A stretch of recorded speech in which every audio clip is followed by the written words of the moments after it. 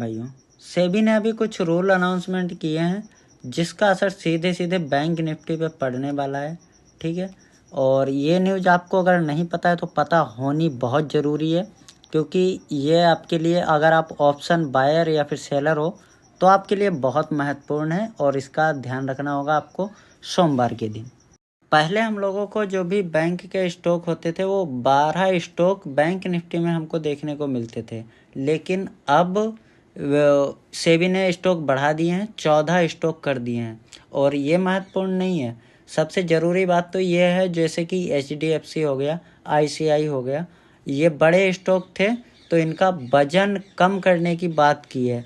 जैसे कि मैं आपको एक एग्जांपल देता हूँ, पहले की जैसे मान के चलो HDFC और ICI स्टॉक, अगर 2 स्टॉक बुलिश हैं तो हमारा पूरा बैंक निफ्टी बुलिश रहता था, लेकिन अब ऐसा नहीं होने वाला है। जो स्टॉक 2 नए बढ़ेंगे उनको मिलाकर मान के चलो 14 स्टॉक हो जाएंगे टोटल, और 14 स्टॉक अगर सबका वजन बराबर कर दिया है, पहले की वैट के हिसाब से काम होता था लेकिन अब ऐसा नहीं होगा। तो ये एक अच्छी बात यह है कि जैसे कि देखो मान के चलो हमको एक स्टॉक पे निर्भर नहीं रहना होगा, जैसे कि पहले हमको 2-3 स्टॉक पे निर्भर रहना होता है। जैसे कि अभी के लिए मान के चलो रिलायंस इंडस्ट्री है, ठीक है, उसका वेट बहुत ज़्यादा है, तो वो बैंक निफ्टी में अगर मान के चलो अगर वो बुलिश रहता है तो फिर पूरा निफ्टी बुलिश रहता है, क्योंकि उसका वजन बहुत ज़्यादा है ना।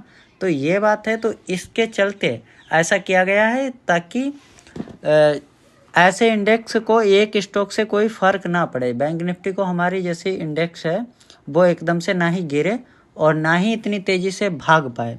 एक या फिर 2 स्टॉक पे निर्भर नहीं रहेगा। अब जो 14 स्टॉक होंगे बैंकिंग से जुड़े, तो 14 का वजन मतलब उसका थोड़ा स्टॉक का वजन कम किया जाएगा, फिलहाल इतना नहीं कम किया जाएगा बट कम किया जाएगा, है ना।